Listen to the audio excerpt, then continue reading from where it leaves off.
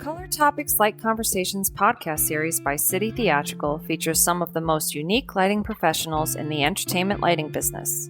QolorTOPIX conversations range from every sector of light, from film and video to television, theater, dance, music, themed entertainment, art, architecture, and more. QolorTOPIX is hosted by the City Theatrical Marketing team.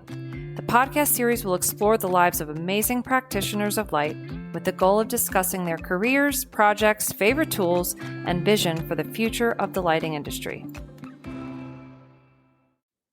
Hello, and welcome to QolorTOPIX, City Theatrical's Light Conversations podcast series. My name is Jackie Moriali, and I am representing the City Theatrical Marketing team. I am joined today by Clifford Spulock, who is a lighting designer based out of Delray Beach, Florida, and has designed the lighting for shows in South Florida to Laguna Beach, California, to New York City, and beyond. Recently, Clifford was the designer behind this year's theme show at Woodloch Pines Resort in Holly, Pennsylvania, in the Pocono Mountains area. It is called the Grand Slam of Entertainment, which is a themed musical from EGOT winners, so Emmy, Grammy, Oscar, and Tony Award-winning shows and songs. So to start the conversation, Clifford, can you please tell us a bit more about yourself, including how many years you've been designing and your favorite tech table snack? Well, hello, my name is Cliff Spulock. I'm from Delray Beach, Florida, originally from New Jersey. I've been designing for a while now. I'm 32, but I was very fortunate to start young in an equity theater up in New Jersey. Started out with acting, but did move to the tech side. I've probably been designing since about 2010, been a little while. Years? Yeah, very fortunate to where I got my start. And my favorite tech table snack, I'd have to say cucumbers and ranch. So healthy. Love it. I know. I try to be during tech. Try to be healthy. Well, Yep. we know about New Jersey at City Theatrical. That's exciting that you're also from New Jersey. Let's talk more about the show you worked on at the Woodloch Pines Resort in the Pocono Mountains. What is the Grand Slam of Entertainment show about? Let me give a little backstory on what the show is. Basically, Woodloch Pines Resort is a resort in the middle of the Pocono Mountains, and every year they do a new show with a full new theme. Last year's was the Route to American Music, and this year's is a Grand Slam of Entertainment, which is EGOT. It's songs from Emmy Award-winning shows, Grammy artists, Oscars, different movies, and Tony Award-winning shows, different Broadway shows. It's showcasing songs from these different areas and these different award-winning shows and performers. So it's really just a fun night of famous songs and famous shows and just a big party on stage that people get to come see while they're staying at the resort. It sounds like a blast. How was it to work on the show? It's a pretty cool experience. You would never think that being in the middle of the mountains, you'd be able to put on the production that we get to put on. Being so local to New York, we get to bring in Broadway caliber electricians and scenic artists and costumers and designers. It's a really unique experience. What Woodloch gets to bring to their guests and put on these types of shows that you see on cruise ships and you see in resorts in major cities. We get to do this at this resort in the middle of the mountains. It's a pretty cool experience in what we do. The whole show is time coded. It's getting to do a lot of fun programming in a very fun and high energy type show. When we open the show at the end of December, just before New Year's, the people that are there every year to see these shows for opening are the same people that have been coming here for generations. So everybody knows everybody. It's just a big family reunion every year. Well, it sounds like expectations are going to be high for this show because people have been coming for generations and they come every year to experience the themed show that happens at Woodloch Pines Resort. So what made this particular production unique to other musicals that you've worked on? The audience comes expecting a high caliber show, and it's definitely different from traditional theater where, you have scenes, you have your music, you have a bunch of different variables that go in it. This one is just go, go, go, go, go. It'll be one song with this set of costumes, and then they'll go off and do a quick change. Well, this group comes on, does another thing. I have about 1,200 cues in an hour and 10-minute show. It's a very high-paced, very flashy show.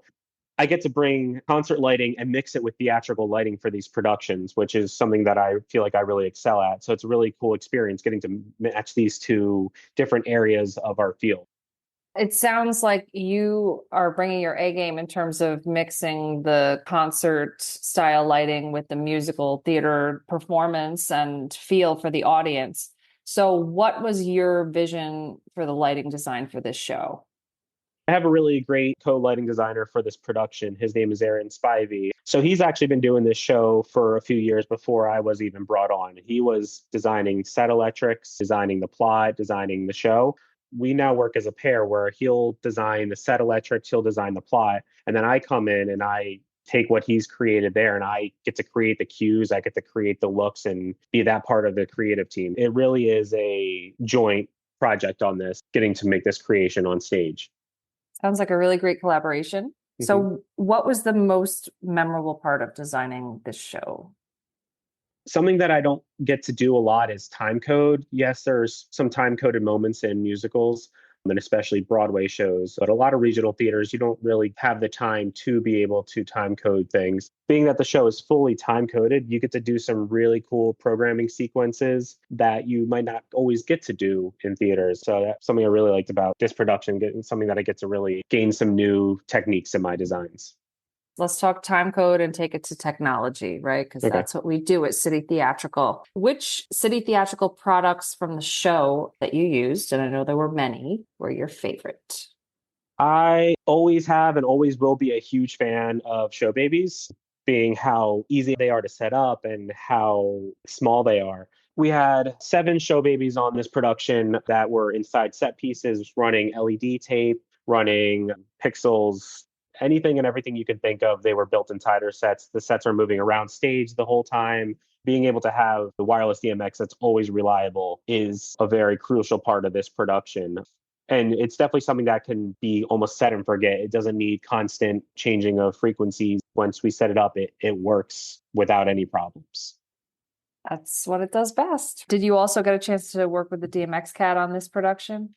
I did. That was a very crucial part of this. Having the DMX cat to test different things while I'm programming with my assistant, having the head electrician troubleshooting on stage, not having to break out the console and have me stop what I'm doing to test something, being able to just break the line there and plug right in and control what he needs to from his phone and troubleshoot a problem. It's a device that needs to be in every designer's, every electrician's, every programmer's, every lighting person's kit. It's I just ever since getting one, I cannot do a show without it at this point.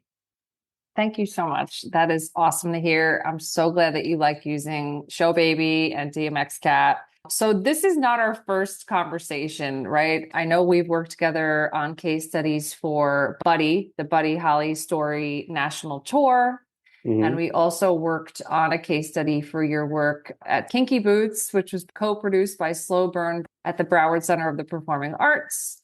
And then similarly, we also worked on a Wednesday matinee for Little Shop of Horrors by Slow Burn Theater Company at the Broward Center of the Performing Arts. So I know that you are very well versed in our multiverse and DMX Cat technologies. How did you use moving light assistant software differently for this particular show versus prior shows where you've used the software? We have events going on during the evenings. I can't always be in there programming and doing what we need to do. So I actually previs the whole show before taking it into the space. And I set it all up like I'm doing a tour. I use Moving Light Assistant to be able to have pictures and data for my presets, my groups, my focus palettes, my cue looks. That way, when I bring them over to the stage, I'm able to reference those pictures easily and make the adjustments that I need to, because we always know that in previs compared to real life, things are going to be slightly different. Using Moving Light Assistant to help that transition from previs to real life is such a important thing and good use of the Moving Light Assistant. How did you use environmental lights, decoders, wash bars, and pixel control domes for the show? There is a lot of set electrics in this show.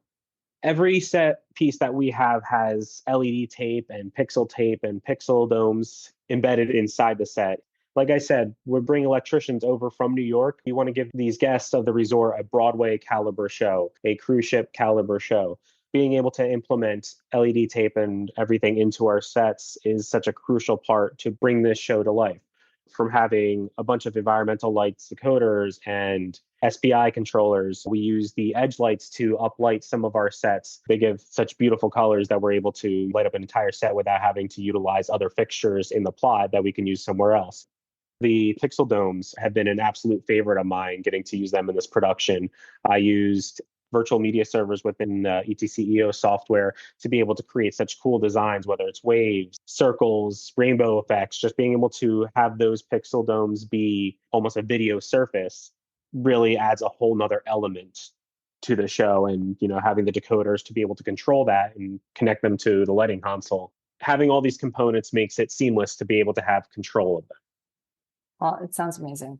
Before we move past the show, let's talk more about your design. What's your favorite scene or song or cue from the show? It sounds beautiful. I really love the Tony's section of the show, obviously, as a theater lighting designer. We do some songs and some snippets from Hamilton, from Six, from Jagged Little Pill, and then also some classic Broadway. It was a really cool experience getting to do some high level programming for this, such as the Six section. We all know how much programming has gone into that show and the amount of production value in that show. So getting to kind of do my own take on it for those sections was a really cool experience, getting to use the pixel domes to kind of mimic what happens within that real stage production. It was a really cool experience getting to do that and kind of bring my own take on it. So let's talk more about the future of lighting. So going forward, how would you say the trend of lighting in scenery will continue? The advancement of set electrics is just every day growing. You can see it more and more, especially on Broadway, and even corporate world is starting to add set electrics into what they're doing. It's becoming a way to light the scenery without having to utilize light fixtures, like I said, so they can be used somewhere else. I mean, look at Great Gatsby on Broadway. The show is primarily LED walls and pixel tape, and it's probably one of the most beautiful productions I've ever seen. Shout out to Corey Paddock. It was a beautiful, beautiful production. A majority of the set was set electrics, LED tape, pixels. Theatrical sets and sets in general are advancing to the point now that they can be their own entity. They are becoming a light fixture in their own now with the integration of practicals, LED tape, pixels, everything like that. So it's something that we're starting to see more and more within modern shows and, productions and events all over. It sounds like you're an adapter of LED technology. How do you think that LED technology can be improved for the future? I think one of the biggest changes that I'd love to see is using SPI for pixel tape, still a much newer technology. One of the problems we kind of saw a little bit is you're sending a lot of data quickly to pixel tape. If it's not getting that constant update, it might have a section that kind of lags on or stays on. So I'd love to see the advancement of pixel tape become a little more reliable. I know there's some other options out there that maybe have starting to do that, but I'd love to see it a more consumer cost effective solution to help advance that and, make it a little bit more reliable. Is there any new gear that you'd really like to see come on the market in the next few years? One of the products I've been seeing more and more that I'd still like to see more of is smaller but higher output moving light. We're starting to see it with the Lone Star and different fixtures like that, just smaller that have shutters and color mixing. I know it's hard to jam pack that all into smaller fixtures, but the weight of some of these lighting fixtures out there being 100 pounds, just being able to have a very high output lighting fixture that's a smaller frame that you don't have to break your back lifting up. We're starting to see it now, and I'm really excited to kind of see where that advances and what comes next. In an ideal world, what do you see for your future in lighting? I'm really trying to branch out, work with some new directors, maybe work with some new regional theaters. Obviously, we all want to go Broadway, but I'm having a really fun time getting to work with different shows like this production that I'm doing at Woodloch, or doing some stuff with Margaritaville Cruise Line. Cruise ships are always a fun time, but just getting to branch out and work with some new theaters, getting to work with especially some new scenic designers. I love getting to collaborate scenic designers, especially now with this set electrics integration. It's one of my favorite collaborations that you can do in theater. Cool. Well, I believe in the power of positive thinking. So I'm thinking big, and I think whatever you want your next project to be will be just a matter of time. And I'm looking forward to seeing what your future in lighting will be. For sure, we'll be there ready for you when you're ready for your next case study.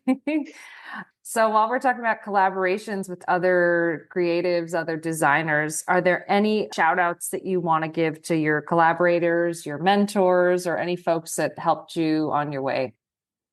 I need to give a huge hand to the creative team and my team in general for this Woodloch show. My assistant lighting designer, Anthony Marinera, has been a godsend during this process with all the time code at keeping track of what every time every cue is happening at is a very crucial part because if something changes, we have to adjust by milliseconds and having that information all organized is a huge thing. Obviously, Aaron Spivey, without him, this project wouldn't happen, him being able to create the set electrics and the plot. Kelly Ty, the scenic designer, we've worked together on other productions, like, for example, Little Shop that you did. He was the scenic designer for that as well. We've worked together on many projects, and he's always so fun and amazing to collaborate with.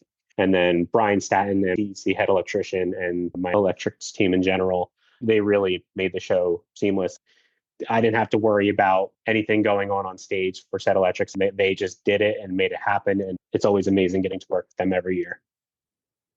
Sounds amazing. It sounds like you have a great crew. You've worked with some of these folks before, and here you are doing your thing, working together as a team again in the Poconos Mountains area. Are there any upcoming shows that you'd like to promote? One I'm looking forward to this summer is called Bodyguard, the musical for Slow Burn Theater down at the Broward Center in Fort Lauderdale. It's the music of Whitney Houston. It's going to be fun, big, flashy show. I'm really looking forward to that, to get to do some good work with Slow Burn again. Awesome. Let's talk a little bit more about you as a designer. If you were to define your ideal lighting design aesthetic, if you were to be given a blank space and you had to create a lighting design for the ideal musical or project, how would you describe your lighting design in 3 words? In 3 words, saturated. I love the use of my colors. Powerful. I love those powerful moments, getting to just accentuate them and make them big and make the audience feel something. And third, collaborative. I love getting to collaborate on my work with the different departments. It's not a single person team. That's a part of the design, is getting to collaborate. So I'd say that's the third. When in your life did you know that you wanted to be a theatrical lighting designer? It's kind of funny because I've been doing theater my whole life, but I've also been in band. I went to college for music education to be a high school band director, and I was still doing lighting all during this. And I did my internship. It was a great experience, but it wasn't what I wanted. And that's really when I'm like, okay, lighting is what I want to do for my career, not just as like a side job anymore. Like, I want to do lighting full time. Was towards the end of my college internship. Do you still play an instrument? I do. I percussion, a drummer. So I have my electric drum set still set up in my office, and I'll go play occasionally. I'll bring up a soundtrack and play along with sheet music to some Broadway shows, kind of keep my chops still there a little bit. Love it. But not as much as I'd like to, but I still try to keep up with it a little bit. What brought you from music to lighting? Was it a natural transition? How did it go? I started with the theater up in New Jersey. I started there when I was 8 years old, before I even started doing band. So I started really young, getting to work with Inequity Theater. So theater has always been in my blood from the start. And even before that, I was doing like community theater acting and stuff. But when I was in 4th grade, I was interested in band and I joined. So I was doing band and theater my entire life, both side by side. There wasn't one that really came first except for theater, but for the most part, my entire life, they were side by side.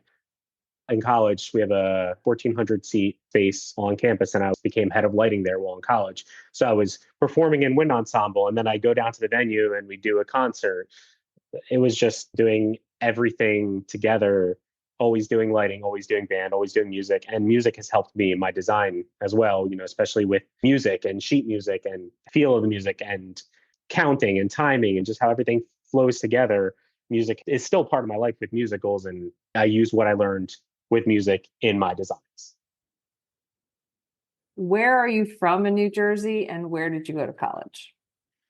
So I grew up in Long Beach Island, New Jersey, LBI.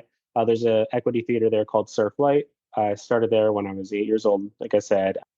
And then I went to school at Florida Atlantic University in Boca Raton, Florida. The great thing with the theater Surflight, I'm still doing stuff with them occasionally. I'm actually going back there this year to do their first show of their season, Top Hat the Musical. So I'm looking forward to that. Just it's like going home every time I go up there to do a show. Was there a certain show in your childhood or adolescence that really stood out to you as the show that kind of made you feel like you were at home on stage? The one big show that really was like, oh, you can do a lot with lighting was at Surflight, and it was Little Shop of Horrors. Funny enough, that show was such a beautiful design, and kind of seeing what they did was like, wow, I didn't know you could do that type of thing on stage. And that was at a time before LEDs, before movers, it was all conventionals. So getting to see some things you could do there were really cool. And then getting to do that show years later and putting my own take on it was full circle moment for me. I remember that case study. The photos were beautiful. Your lighting design was beautiful for the show. And you used Multiverse and DMX Cat in our beam shapers. So we were really happy to be a very, very small part of it. That is really cool that the show really meant for you coming full circle from what you experienced as a kid. Love that. Yeah, I appreciate that. Any shout outs to mentors that you met at Surflight or FAU or anywhere in between in your career? Honestly, one of my biggest mentors is Kelly Ty, the scenic designer. He's helped me a lot. He's helped me look at design and ways I like scenic in a whole new way. Never really had the chance to have that opportunity or that discussion with scenic designers. And that, he still, he'll still today, when we do shows, he might say, like, hey, I added this color into here on purpose. I want to try adding this little bit here real quick. I don't know if you noticed it, because it's like such a small little thing that like from the house you might not notice. And then you add that little bit and it's like, oh wow, that really pops. Or he's like, added this color, glitter into the set. And you just add that little bit, it'll pop. Like little things that he'll point out that he did that I might not notice, or other people might not have noticed. It's cool things like that that he really, helps me grow as a designer. And obviously, and it's amazing friendship. We talk all the time. So he's definitely one of my mentors for sure. Thank you for your time, Cliff. And I look forward to the next one and look forward to celebrating lots of great projects with you in the future. Look forward to it. Have a great day. You too. Thank you for listening to this episode of QolorTOPIX Light Conversations podcast series. Please join us next time for another exciting conversation with one of our customers or collaborators. Have a great day.